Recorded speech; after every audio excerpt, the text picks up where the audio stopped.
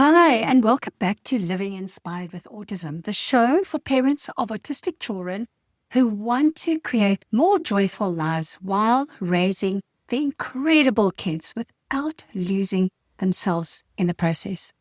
I'm Antoinette. I'm a life coach for parents of autism. I'm mum to my own autistic son, Max. I'm a wife. I'm a business owner, so I wear many hats. And I'm here to give you the tools and encouragement, just a gentle reminder that you are not alone on this journey.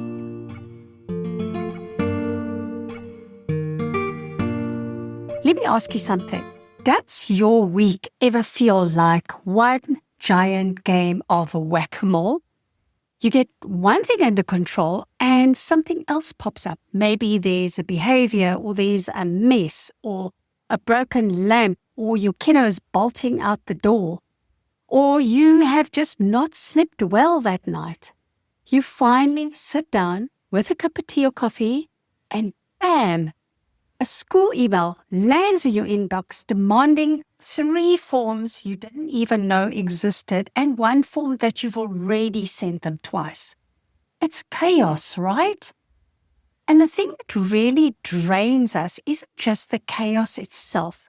It's the not knowing, the unpredictability of it. It's that constant edge of what's going to happen next that actually keeps our nervous systems on high alert. But what if we could build a weekly rhythm that expects the unexpected?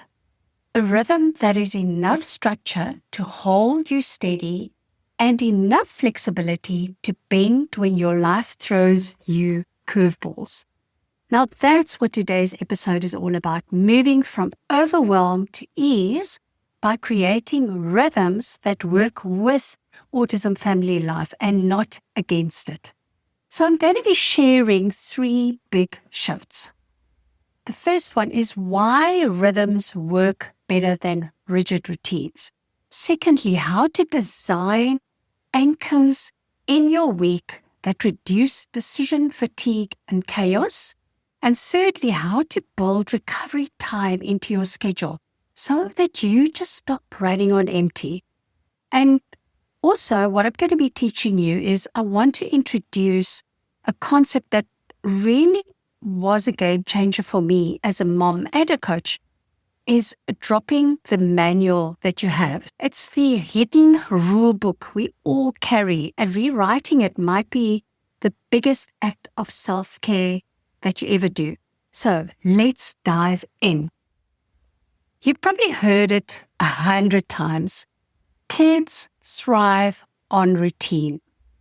And that is true. Structure and predictability give our kids a sense of safety. But the twist for autism families is rigid routines can actually backfire because our lives are so full of curveballs. There are appointments that run late.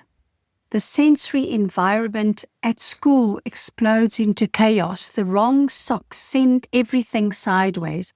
And our kiddo refuses to get dressed because their sleeve got wet while brushing their teeth. And then it happens, that heavy, familiar feeling of, I just can't get this right. Now, I used to live in this space. So here's a small story. One morning, I was feeling very proud of myself. I planned our morning perfectly. Max had his breakfast waiting, his clothes were laid out. I even had an extra 10 to 15 minutes to breathe. And for a moment, it worked beautifully. Max got dressed, he had his breakfast, he even let me clip his nails, both hands and both feet, which is usually quite a production in our house. Mark didn't even need to help. And I thought, oh my word, we are nailing this morning. Then came teeth brushing. And suddenly, nope. Absolute refusal. He crossed his arms, shut his mouth, and we were done. And I felt it instantly, that shift from calm to frustration, and that inner voice saying, we were doing so well. Why can't we just get through this morning perfectly. And that's the moment I realized our routine, or my routine for Max, was too rigid to hold real life. A routine that says, at 7:30 we do this, at 7:45 we do that. That is very fragile. A rhythm says, our morning has 3 beats. Wake up, eat, get dressed. And the timing flexes with reality. Rhythms think of them as living things. They create flow. They anchor your kiddo without binding you. They give you predictability without the pressure of perfection. And when you think in rhythms, you actually stop fighting disruptions. You expect them, you flex, and then you gently come back to the rhythm again. So example of a morning rhythm. So instead of 7:15, wake up, 7:30, breakfast, 7:45, get dressed, 8 o'clock, teeth brushed. Try this. The first section, beat 1, wake up and connect. Snuggle, have a favorite song, spend a few minutes together. Then moving to beat 2, breakfast, eat. Whether that's toast or porridge, whatever, doesn't matter. It could be the same thing every single day. Heading into beat 3. Now it's time to get ready. Clothes, teeth, shoes, whatever works, whatever order works. Because the order matters more than the minutes. The shift releases the pressure on both of you and your kiddo, and you move from, we failed the routine this morning, to we're flowing with the rhythm.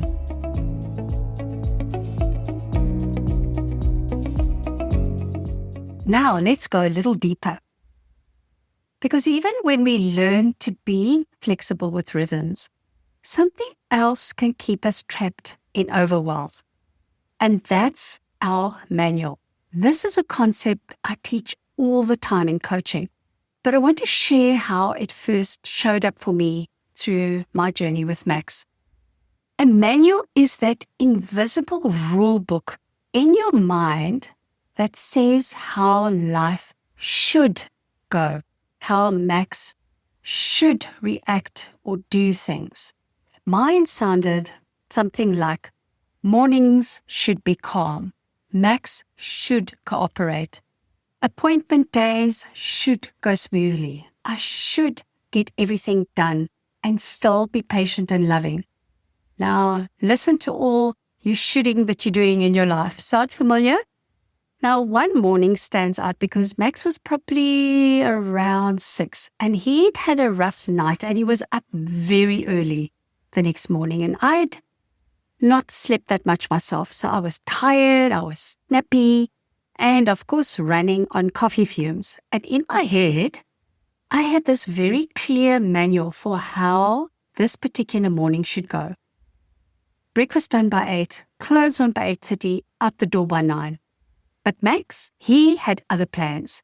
He was stimming, he was running around between the rooms, he was eating and then jumping up and down, and he was just trying to be what I call obstropolous, trying to get his clothes on. And I snapped. Not outwardly yelling, but internally I was just fuming. My chest was tight, my jaw was locking, just thinking about it. And the thoughts running through my head were all manual thoughts. This shouldn't be this hard. Why can't we just have this one morning?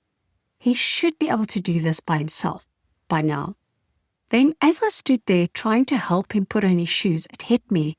I was angry not because of what was happening, but because of what I thought should be happening. I was fighting reality.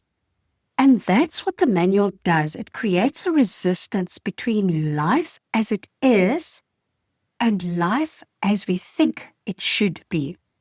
So the problem isn't the morning, the problem is our manual.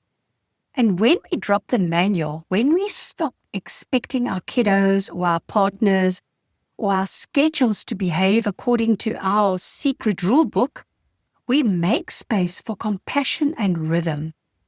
And dropping the manual doesn't mean that you're giving up standards or the structure that you've built. It just means rewriting your expectations so that they fit in with your actual life, not your imagined one. So here's how that looked like for me. Let's do the same morning. I paused. I took a deep breath. I looked at Max and I said quietly, okay, new plan. We ditched the clothes battles and I let him wear his pajama top under his jumper.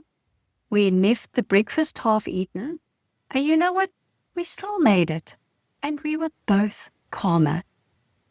It wasn't perfect, but it was most definitely more peaceful. And that day, I decided to drop the manual that said mornings should look a certain way. Now, when parents I coach tell me that they're overwhelmed, I always ask them, what manual are you following and who wrote it? Because usually it's not them. It's society or the school or relatives or your partner or even the old version of themselves who thought that life would go a certain way. So here's a reflection moment. What invisible rules are you trying to keep up with? What happens when your kiddo doesn't follow them? And what if you could let them go and just write a rhythm that truly fits your family? And that's the heart of moving from overwhelm to ease.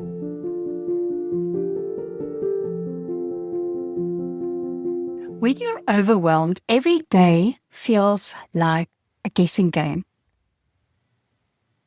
Anchors end that guessing because anchors are predictable beats in your week that gently guide you back to stability.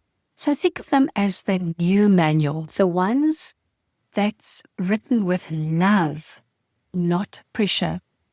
So here are some anchors that you can think about and which I help you create that work for your family.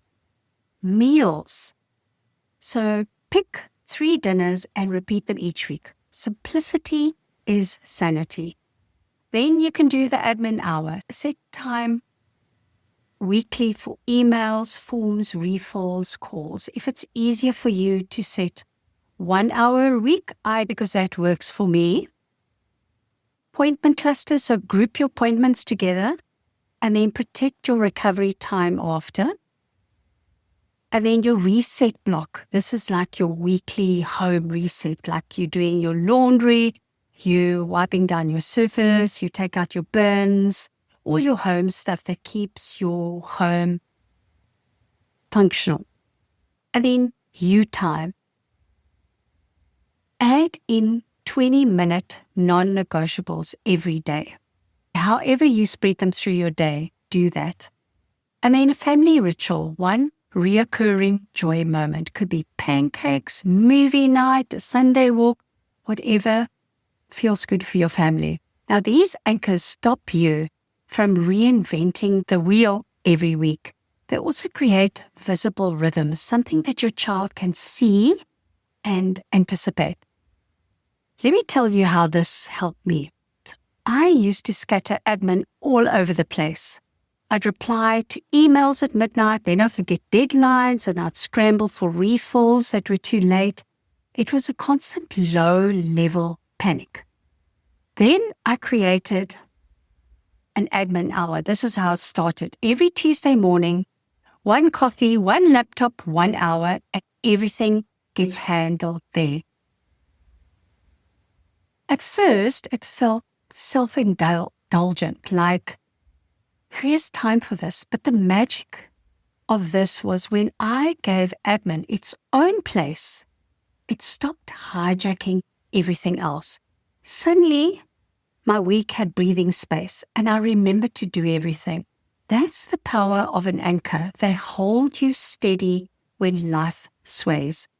And remember, they're not rigid. they're rhythmic. If Tuesday admin moves to Wednesday once a week, that's okay. The anchor still exists. You simply flex around it. And visual anchors help as well. A whiteboard, a calendar, even some sticky notes. Max loves being able to see what's coming, and honestly, actually, so do I. Now, this rhythm-based approach is exactly what I teach inside my program, Creating Time for Autism Families, or as I like to call it here, your ease and flow formula. It's where I help you to shift from rigid routines to flexible rhythms that actually hold steady, bold weekly anchors that reduce decision fatigue, design systems that expect disruption, behaviors, messes, broken things, eloping, and recover smoothly, and build recovery into your week so you stop running on empty. So if you are ready to move from survival to ease with practical, doable systems designed for autism family life, the link in the show notes will take you there.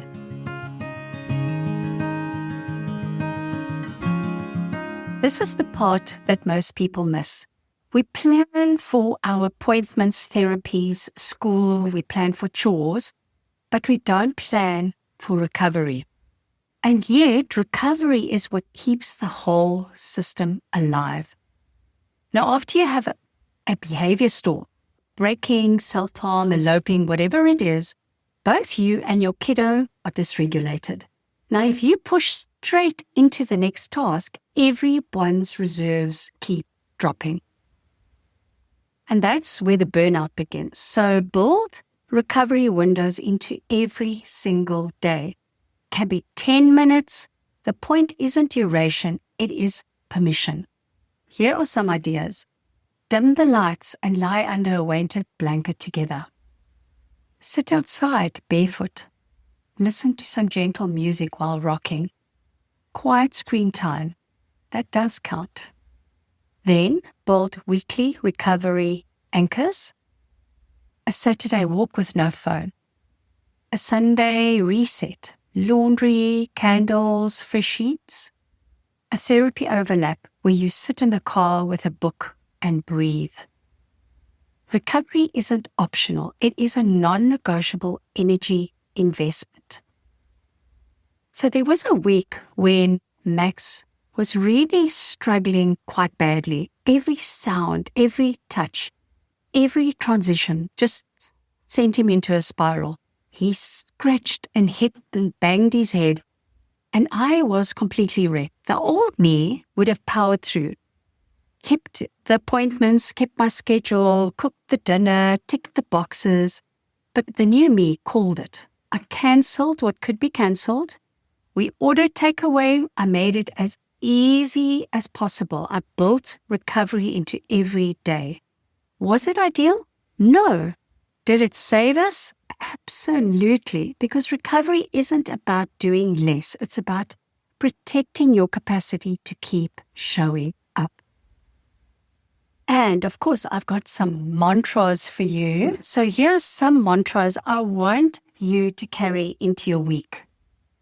Our life is rhythmic, not rigid. Recovery is productive. Anchors keep me steady. I design for disruption and return to ease.